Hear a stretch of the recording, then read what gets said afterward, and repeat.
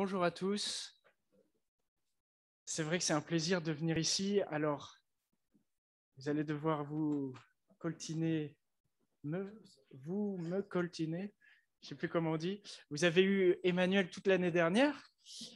Alors, ça ne vient pas de moi cette blague, mais je suis la femme du pasteur.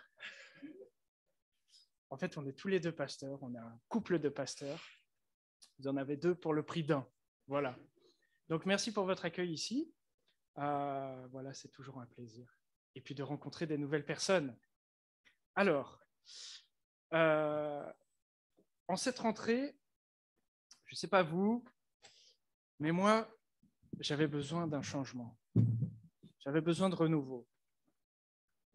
Après 2 ans pris par le Covid, qui a bloqué ce qui allait, qui a mis des obstacles encore plus, qui a rajouté des choses à ce qui n'allait pas, on aspire à quelque chose d'autre. Et même Pascal l'a dit, on espère pouvoir chanter sans les masques, on espère pouvoir faire de nouveau les choses. On a envie de changement, on n'a plus envie de distanciation, on a envie d'un nouveau fonctionnement, on a envie de changement, encore plus à la rentrée. On a envie d'un nouveau monde. Et là, on peut mettre le diapo, Alain, ça va apparaître dans un instant. On a envie d'un nouveau monde. Est-ce qu'un nouveau monde est possible aujourd'hui? Je vous pose la question. Est-ce que c'est possible de changer ce monde? On retombe malheureusement tout le temps dans nos vieux travers. Quand on essaye de changer quelque chose, on voit que finalement, on ne change pas grand-chose. On revient à la nature humaine. Mais juste rêvons ensemble ce matin. Imaginons un petit peu.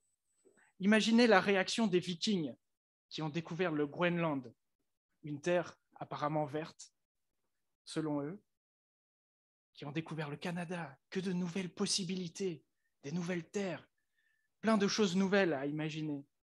Imaginez les colons européens arrivant aux États-Unis, fuyant la misère, la persécution. On va pouvoir reconstruire notre vie dans ce nouveau pays, qui n'était pas si nouveau que ça, mais nouveau pour eux. The American Dream. On peut tout recommencer à zéro. Imaginez encore ce que pensent les réfugiés arrivant dans les pays européens. Enfin, un endroit où on aura la paix, la sécurité.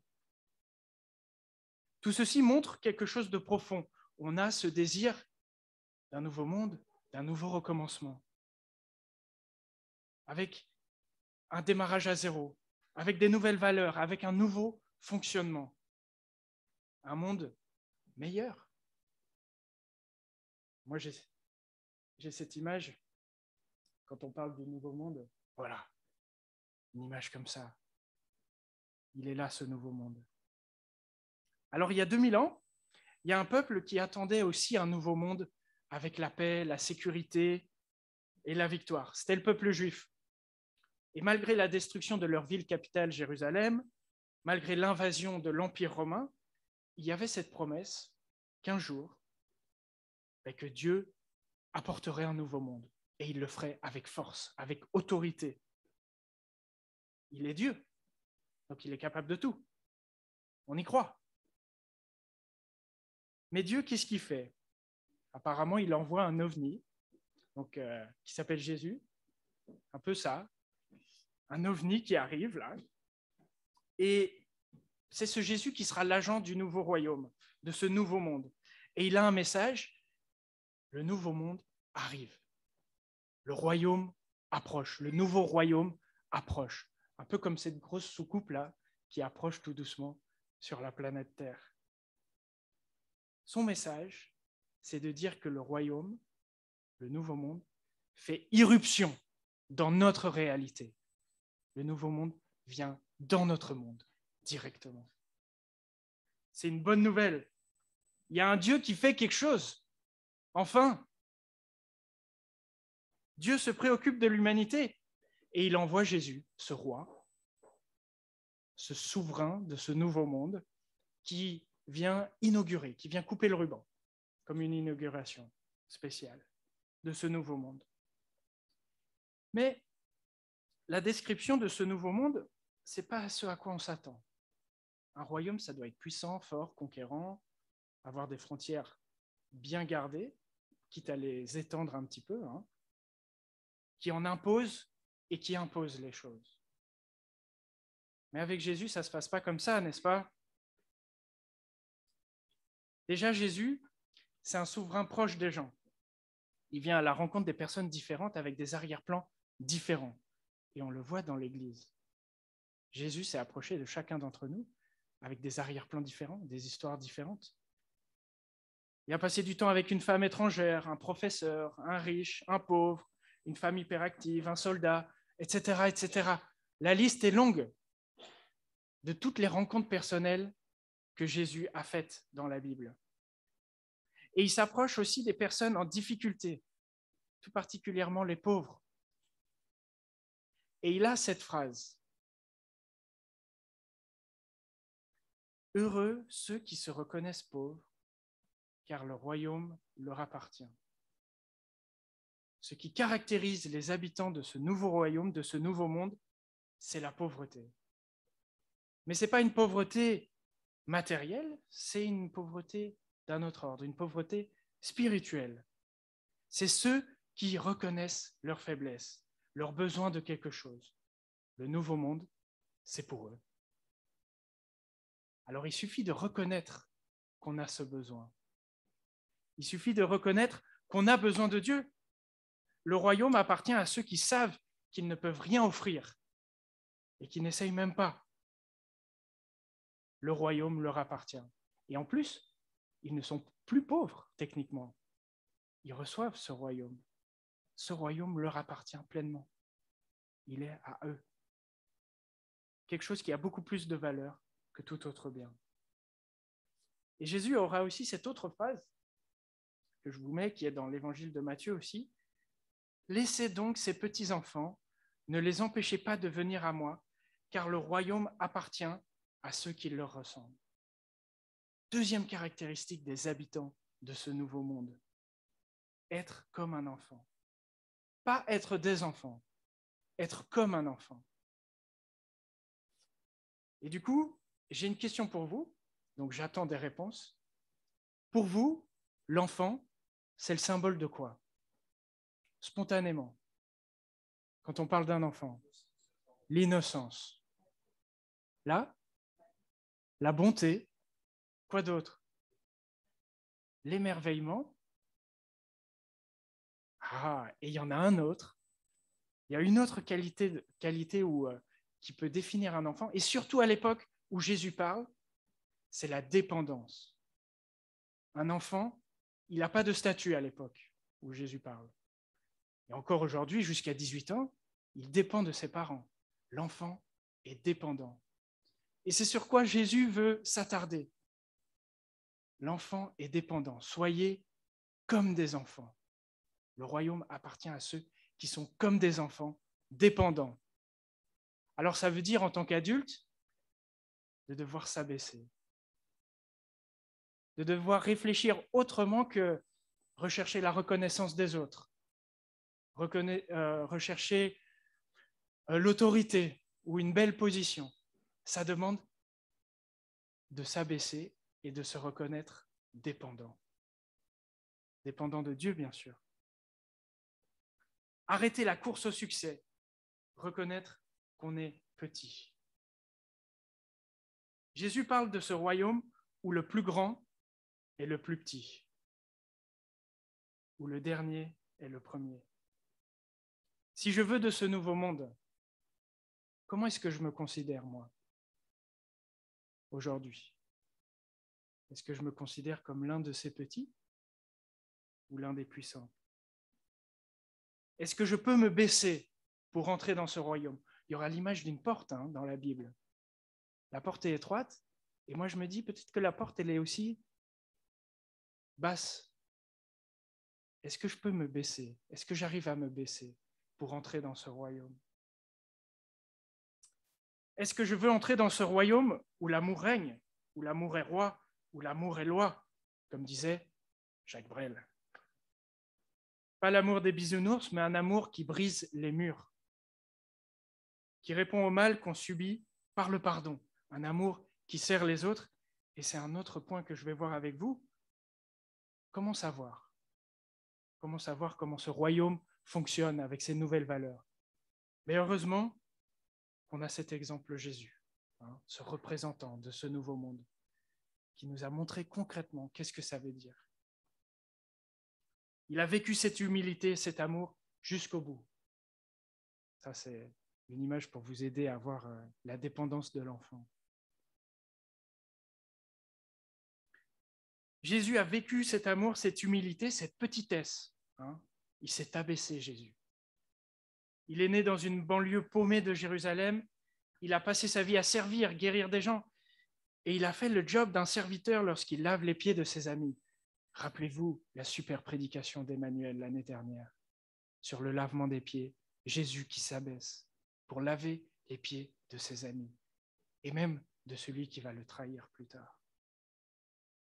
C'est comme l'histoire d'un groupe de conférenciers européens, c'est dans la fin des années 1800, qui vont aux États-Unis pour assister à une grande conférence.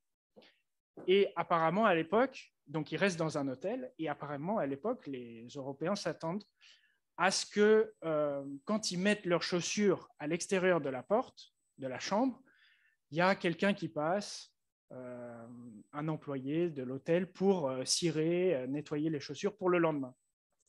Sauf que ça ne se passait pas comme ça dans cet hôtel américain. Donc, ils ont tous quand même posé leurs chaussures à l'extérieur de la chambre, en attendant que quelque chose se passe. Mais rien ne s'est passé. Et pendant la nuit, il y avait le guest speaker, l'invité spécial américain cette fois-ci, de la conférence, qui se balade un peu pour ressasser son discours et tout ça. Et il voit toutes les chaussures et il se dit « Ah, mais ces Européens, ils n'ont pas compris, ça ne se passe pas comme ça aux États-Unis. » Et au lieu d'embarrasser ses collègues, il va prendre toutes les chaussures et il va passer la nuit à les cirer et il les remet pour que le lendemain, tous ses collègues aient leurs chaussures cirées. C'est une histoire vraie. Pour ceux qui connaissent, le guest speaker américain, c'est un prédicateur qui s'appelle Dwight Moody, qui a fondé une école biblique aux États-Unis, qui a fait plein de tournées. C'était un grand qui s'est abaissé. Jésus est ce guest speaker, cette tête d'affiche qui va cirer, nettoyer les chaussures de tout le monde, alors qu'on devrait les lui cirer. C'est comme ce patron japonais, et les autres patrons d'ailleurs, qui ont cette tradition d'accueillir les nouveaux employés dans l'entreprise et ils leur cirent les chaussures. Quel exemple! Belle tradition. Il y a aussi l'entrée de Jésus dans la capitale, Jérusalem. On voit aussi cette petitesse, cet abaissement. Il est sur un petit âne, pas sur un tank, par exemple. On le voit aussi dans ses fréquentations. Il ne traîne pas avec des gens qui ont un CV étincelant, mais il traîne avec des prostituées, des collecteurs d'impôts, des enfants. C'est ça, ça court à lui le roi. Des aveugles, des boiteux, tout ça. Ce n'est pas un président de ce monde. Ce n'est pas un Xi Jinping, un Trump anciennement, un Poutine, même une Merkel ou un Macron. C'est un roi humble qui se fait petit. Mais son royaume, son message est rejeté. Ce message d'un nouveau monde est dur à accepter. Alors Jésus est accusé, il est mis en procès, il est humilié, et il va vivre encore plus son propre message qu'il apporte.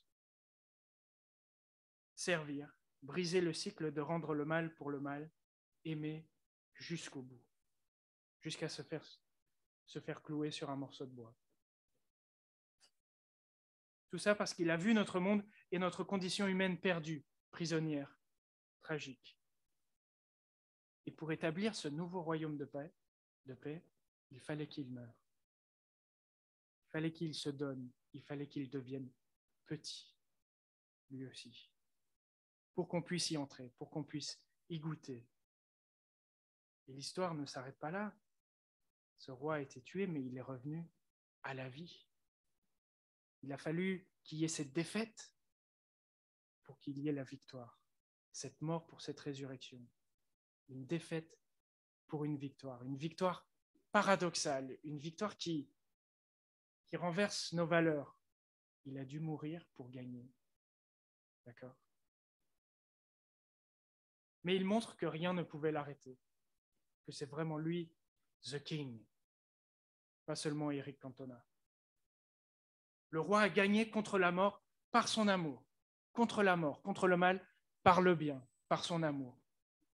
C'est encore l'inverse. Par sa mort, il a gagné. C'est renversant, cette victoire. Et c'est la promesse aussi d'un nouveau monde, plus tard encore, sans le mal. Et Jésus n'est pas venu pour être servi, comme un roi avec ses courtisans et ses serviteurs, mais pour servir les autres. Et pour payer notre libération. Ça rajoute un effet dramatique. Pour payer notre libération. Merci. Pour nous racheter. Et c'est pour ça qu'on chante, c'est notre Rédempteur. Parce qu'il nous rachète. Il paye notre libération. Il paye le prix, le plus haut prix.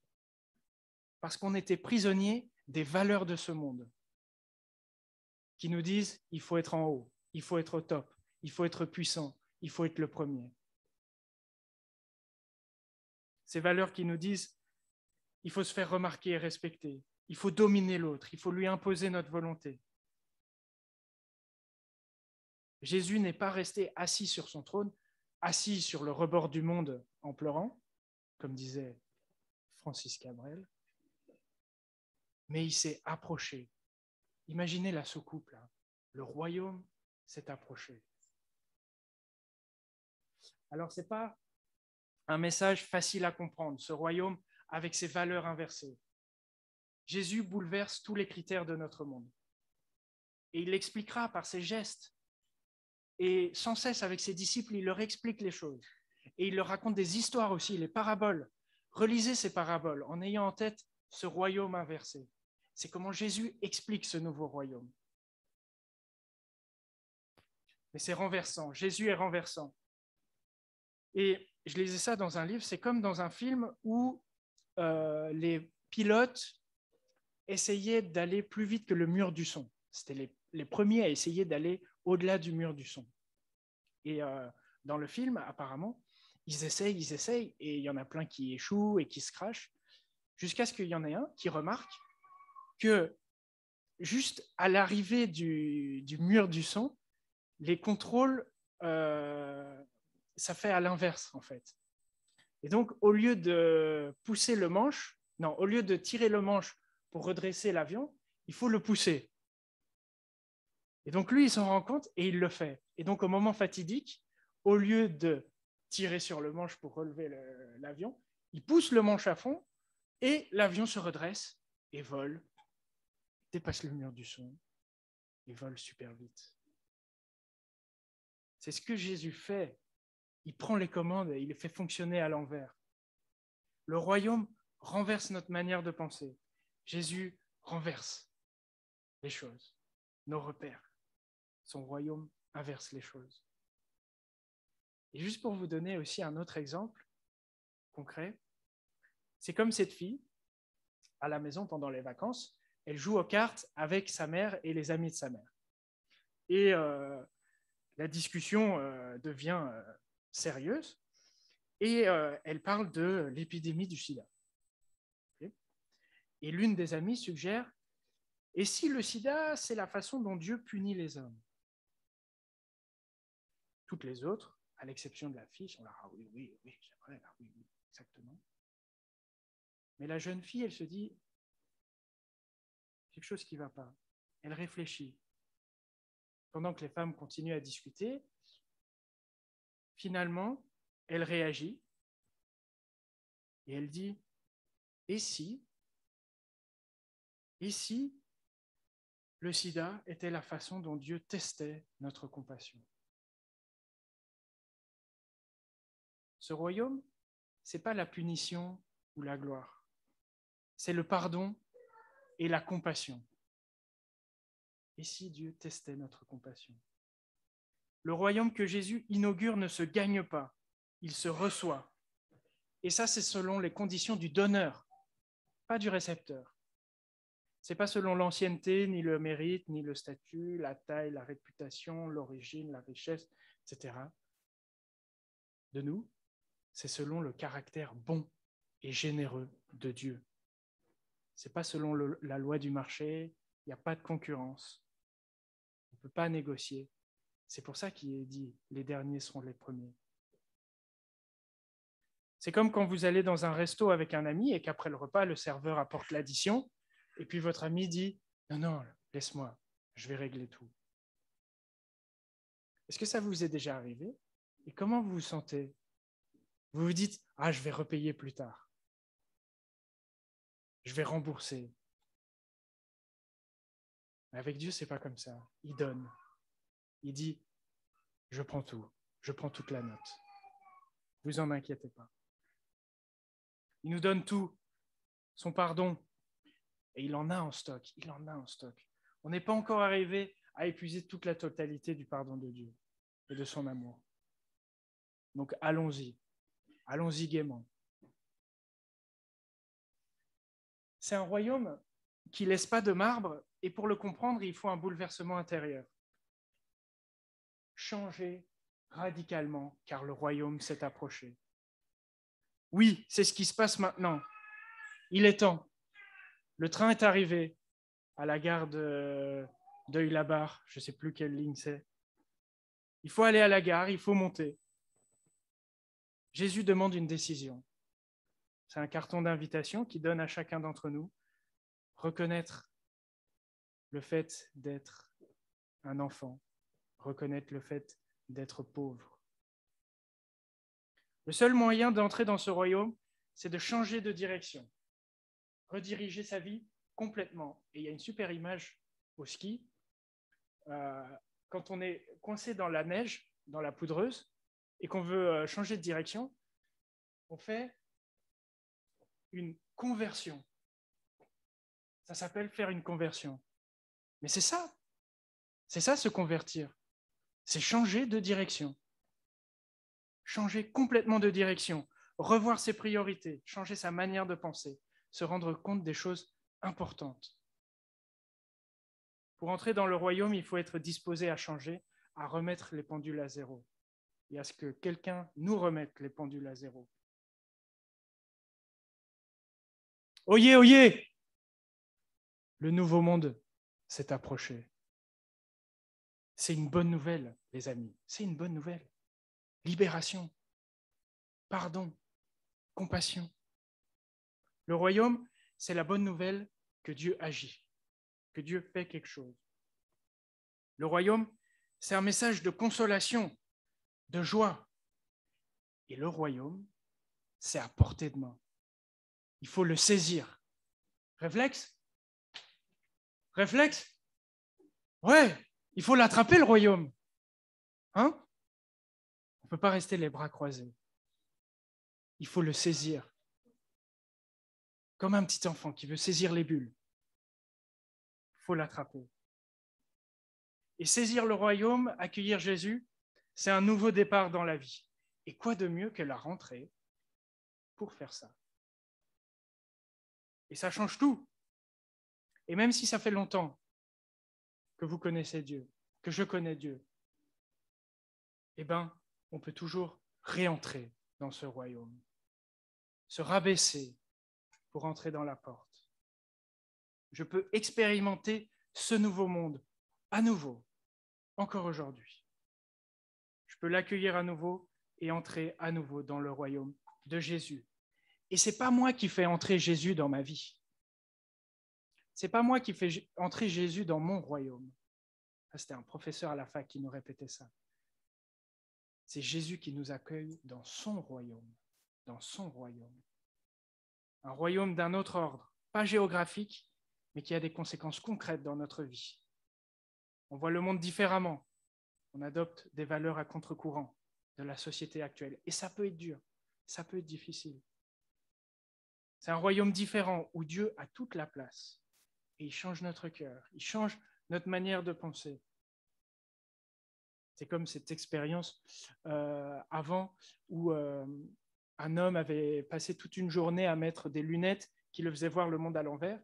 Et après un petit temps, le cerveau s'était habitué et avait remis tout à l'endroit. Ça peut prendre du temps de se remettre les choses. Il change notre cœur progressivement. Et c'est un royaume où l'amour de Dieu et de son prochain sont là. C'est où hommes, femmes, enfants peuvent y entrer. Donc, mon encouragement pour vous ce matin, c'est de chercher ce royaume de Dieu. On le chante, hein. C'est un passage de la Bible. Cherchez le royaume de Dieu et sa justice. Il est là, il vous attend. Il n'y a qu'à pousser la porte, comme avec l'armoire magique, pour pénétrer dans Narnia. Et dans Narnia, je ne sais pas si vous avez saisi, mais seuls les enfants entrent dans le royaume, dans ce nouveau monde. Il faut être comme un enfant pour entrer dans ce royaume, pour pénétrer dans Narnia. Il n'y a qu'à pousser la porte du nouveau monde. Amen.